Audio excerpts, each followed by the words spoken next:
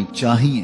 حضرت خلیل اللہ جب وادی غیر ذی زرع میں سیدہ ہاجرہ اور ان کے معصوم نونہال کو چھوڑ کر کے جانے لگے، ایسی وادی جہاں حیوانی وجود بھی نہیں تھا، نباتات بھی نہیں پائے جاتے تھے، پانی کا ایک قطرہ بھی دستیاب نہیں تھا، کالے سیاہ محیط پہاڑ جیسے فولاد پگھلا کے ڈال دیا، وہ وادی جہاں دن کو بھی خوف آئے، وہاں حضرت ہاجرہ نے راتیں بھی گزاری۔ کتنا دردناک لمحہ تھا جب سحری کا وقت ہوا، حضرت خلیل اللہ دعائیں دے کے رخصت ہونے لگے، حضرت ہاجرہ سلام اللہ نے آگے بڑھ کے اپنے شوہر نامدار کا دامن پکڑ لیا، تمسکت بِأَزْيَالِهِ، دامن پکڑ کے بولی، میرے شوہر نامدار، اس محیب وادی میں، اس پہاڑوں کے دامن میں جہاں دن کو بھی خوف آئے، نونہال معصوم کے ہمراہ مجھے چھوڑ کے کہاں جا رہے ہو؟ حضرت خلیل اللہ نے کوئی جواب نہیں دیا۔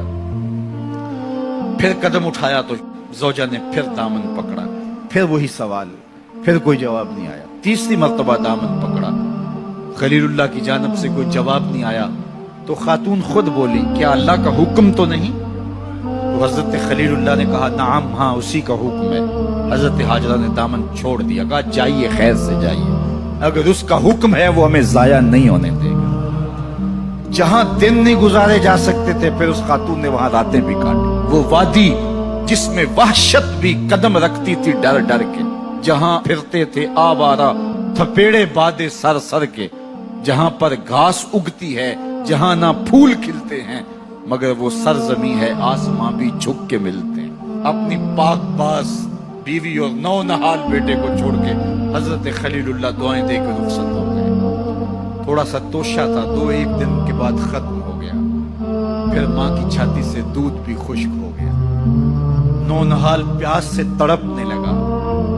ماں تو پھر ماں ہوتی ہے، تڑپتی ہوئی ممتا کا دل بے قرار ہوا۔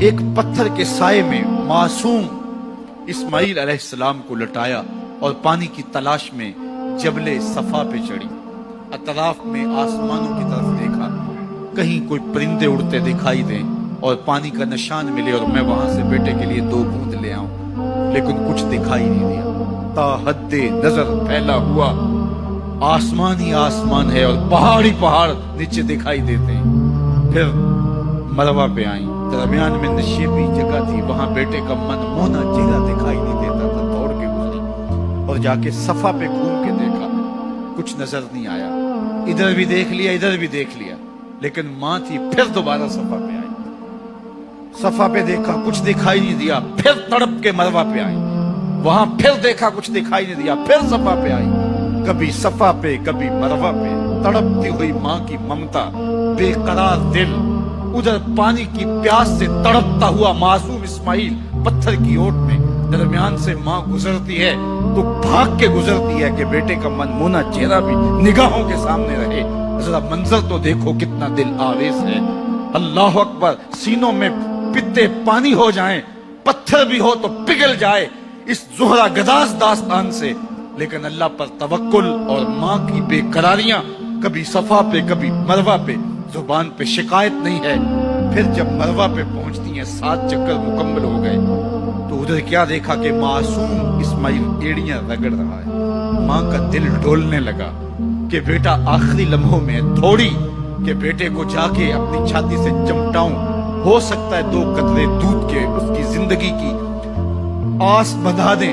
تو ماں دوڑتی ہوئی آئی، لیکن جب قریب آئی تو منظر بدلا ہوا تھا، معصوم کی ایڑیوں کے رگڑنے سے تازہ چشمہ پھوٹ رہا ہے، پانی ہے کہ بے قابو ہونا چاہ رہا ہے۔ آگے بڑھی، جلدی جلدی مٹی کی منڈھیری کرتے ہوئے کہا، زم زم، رک جا رک جا۔ اللہ اکبر۔ ہاجرہ سلام اللہ علیہا نے حضرت اسماعیل کی محبت اور اپنے رب پر توکل کی انوکھی اور البیلی داستان رقم کی، کہا ہاجرہ تو نے بھی حد کر دی، لیکن قیامت تک تیری راہوں کو بھی جلوہ گاہ بنا دے گی۔ یہاں نبی بھی دوڑیں گے، ولی بھی دوڑیں گے، غوث بھی دوڑیں گے، قطب اور ابدال بھی دوڑیں گے، شہنشاہ بھی دوڑیں گے، کج کلا بھی دوڑیں گے۔ یہ دوڑنا ہم عبادت بنا دیں گے، حتیٰ کہ امام الانبیاء بھی ان راہوں کی سائی کرتے رہے۔ عجیب رنگ، عجیب منظر اور عجیب کیف کا عالم۔ اچھا، یہاں رک کے ایک بات کرنا چاہوں گا، اگر آپ کی توجہ ہو، جہاں حضرت ہاجرہ دوڑی اور ان کے مبارک قدم وہاں لگے، اور لگ کے ہٹ گئے. عارضی نسبت ہے، مستقل نسبت نہیں ہے. جہاں ان کے قدم لگ کے ہٹ گئے وہ جگہ تو جلوہ گاہ بن گئی، اور جہاں حضور خود جلوہ فرما ہیں وہ گنبد خضرا جلوہ گاہ کیوں نہیں ہو سکتا؟ اب یہ پانی جہاں حضرت اسماعیل کے قدم لگے، یہ پانی دنیا کا عظیم ترین پانی ہے، اور پھر اس کا پروٹوکول یہ ہے، اس کو کھڑے ہو کے پیا جاتا ہے. یار یہاں بھی روک کے ایک بات کہہ دوں، حضرت اسماعیل کے قدموں کو چھونے والے پانی کا پروٹوکول ہے کہ اس کے لیے کھڑے ہو جائیں. اور حضرت اسماعیل مسجد اقصی میں جس کے پیچھے کھڑے ہو کے نماز پڑھتے ہیں، اس امام کے لیے کھڑے ہو کے مصطفیٰ جان رحمت پہ لاکھوں سلام پڑھ لیں تو اس میں شرک کہاں سے آ جائے گا؟